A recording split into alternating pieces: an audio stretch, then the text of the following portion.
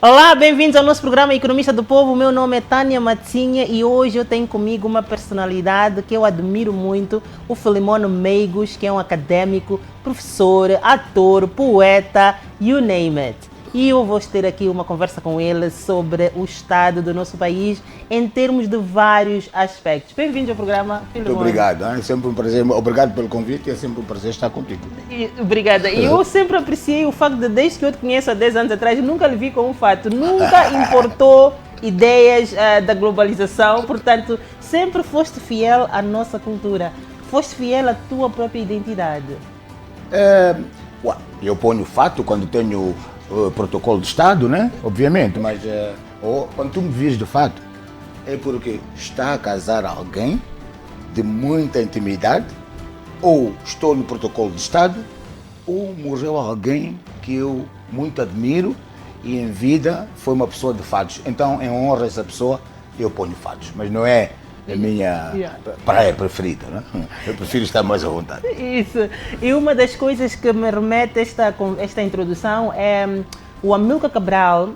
O Amílcar Cabral era daqueles como é que se diz em português? Panafricanista. Panafricanista, que acreditava que, portanto, por detrás da ideologia dos panafricanistas, uma das coisas mais importantes é que a revolução, ela não deve ser política primeiro antes que seja cultural. Isso mesmo.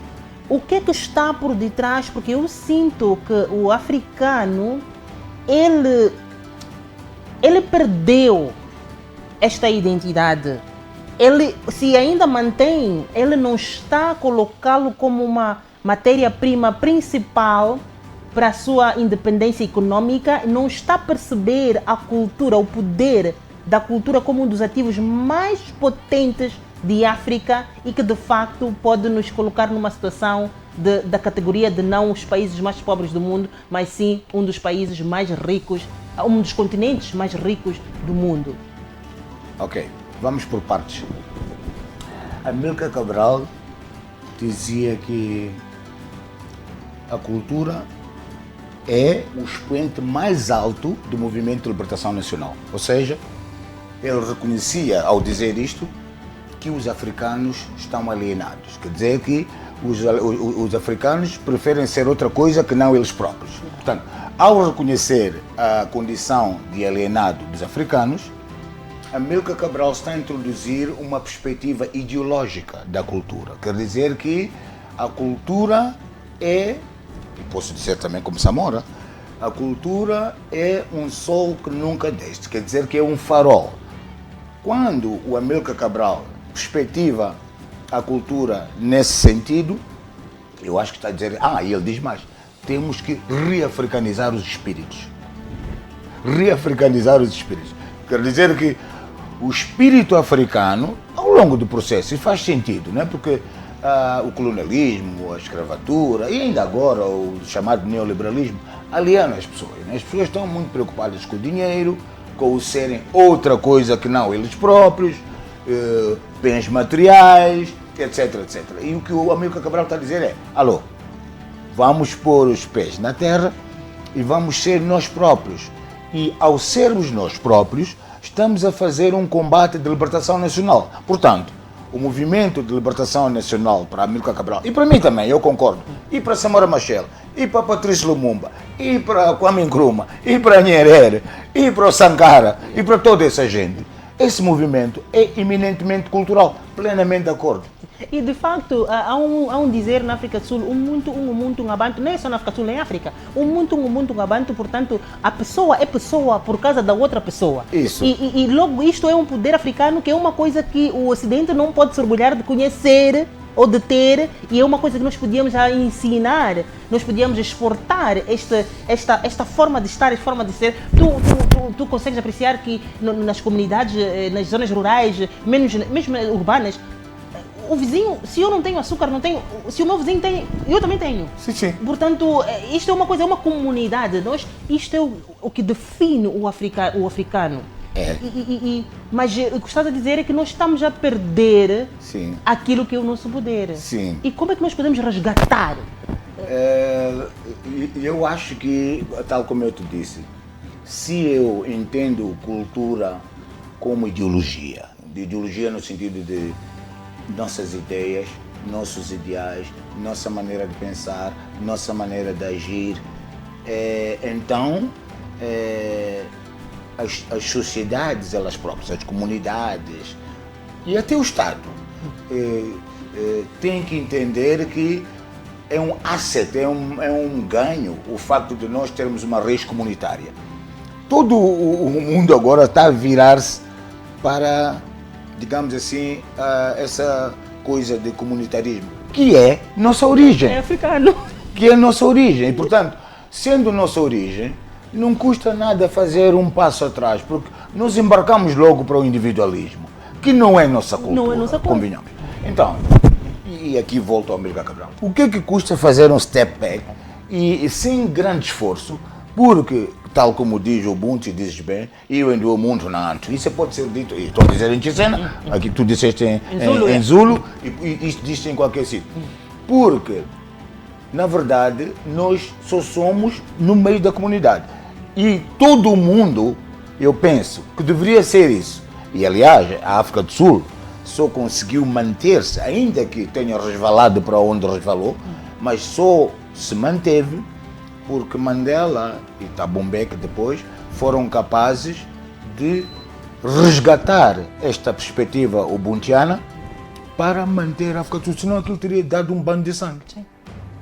Então, temos várias coisas como africanos para exportar e uma delas é o que está no nosso sangue, o ethos, não é? Yeah. O ethos dos africanos é um ethos comunitário. Obviamente que vamos incorporar outras coisas de outros quadrantes do mundo, mas a nossa base, até porque o mundo começou em África, não é? A humanidade começou em África, portanto, essa base comunitária de existência é um asset para os africanos. E por que a nível de liderança, a nível de liderança africana no geral, porque, e é verdade que também está errado nós nos conduzirmos apenas pela liderança, porque depois chega numa fase onde até o nível individual pensamos que temos que depender da liderança para nos tirar da pobreza, temos que depender, portanto, por que a nível individual e de liderança estamos tão obcecados com o individualismo, estamos tão obcecados, porque eu ainda me lembro que com o Samora Machel, que falaste aqui, éramos mais pobres na altura, Filimon. Éramos mais pobres na altura, mas tínhamos maçã na escola. Yeah. Tínhamos este sentido de a minha criança, se vai à escola, ela vai ter que comer. Ela vai ter. Por que nós temos uma situação em que tu tens um ministro, por exemplo, vamos lá imaginar, só estou a dizer assim, o ministro da Saúde, por que não está nos hospitais mais do que está nos escritórios a fazer reuniões? Por que o ministro dos Transportes não está no serviço público para perceber e sentir o que é essa coisa de transporte público? Como é que se sentem? Ficar parado mesmo, não estar confortável? Por que nós não temos este Ubuntu, perdemos este Ubuntu que tinham os outros líderes, os panafricanistas? Por que eles não dormiam sem saber que temos uma libertação política, cultural e esses mesmo agora que existem, por que não dormem até saber que temos uma libertação econômica onde garantimos que todo africano tem 3 refeições por dia, todo africano tem o básico, porque o dinheiro está lá. Yeah. Eu acho que nós, volto ao Amílcar, é interessante, estamos muito alienados. Quando nós fundamos o nosso Estado, digo nós moçambicanos, ganenses, tanzanianos, ugandeses, quenianos, etc., esse Estado é a imagem e semelhança do Estado que foi fundado na Revolução Francesa, em 1800, caralho, não interessa. Mas esse Estado, esse que resulta da Revolução Francesa, é um Estado que cumpre funções sociais, ou seja, o Estado é suposto ser fundado para resolver problemas, para cumprir funções sociais, na defesa, na segurança, na saúde, na educação, na agricultura, onde quer que seja. Isso, desculpem-me falar assim, não é saudosismo, foi feito na Primeira República, que morre com, digamos, o símbolo disso é aquela queda do Tupolev em 1986 de Samora Machel. Não estou com saudades de partido único, mas estou a dizer que o Estado, nessa altura, ainda que fosse com menos dinheiro, com menos posses, pelo menos dividia o mal pela aldeia. Ou seja, aquilo que nós tínhamos era transversalmente para todos. E eu penso que isso é a função do Estado. Não é preciso inventar a roda. A função, se nós entendermos que o Estado é uma coisa central, que é para equalizar, não é? É para dirimir os problemas entre os have e os have-nots, entre os que têm e os que não têm, estamos bem. Essa é a função do Estado. A mim me parece que nós perdemos esse sentido. Estás a ver? Agora, temos que resgatar esse Estado popular, ainda que estejamos num contexto de multipartidarismo, mas o Estado é para servir o povo. O Estado cumpre funções sociais transversalmente nas diferentes esferas da sociedade. E é isso que nós temos que fazer. Se nós não fizermos isso, não há panafricanismo, não há independência, não há soberania. E foi por isso que nós dissemos que lutamos. É pela soberania, pela integridade territorial, pela independência. E ser independente significa resolvermos o problema daqueles que constituem um dos pilares do Estado, que é o povo. Mas nós parece que estamos a esquecer, parece que o povo até alienamos até o ponto de aqueles estão inconvenientes. Eu me lembro, eu era assessora do ministro do Planificação e Desenvolvimento há uns 10 anos atrás. Houve uma crise não sei se lembra, uma crise de petróleo. Sim. Haviam greves e etc. Sim. E na altura era o presidente Gabuza, ele chamou-nos para o Conselho de Ministros extraordinário e colocou a questão: o que é que está a acontecer? As ruas estavam paralisadas. O que é que está a acontecer? Como é que resolvemos? E na altura as respostas eram: nós vamos resolver os marginais. Nós vamos resolver. E o presidente Gabuza depois chamou ministro por ministro, nome. Ele dizia, vou dizer assim, por exemplo, Meigos, tu quando caminhavas para a escola, ias a pé?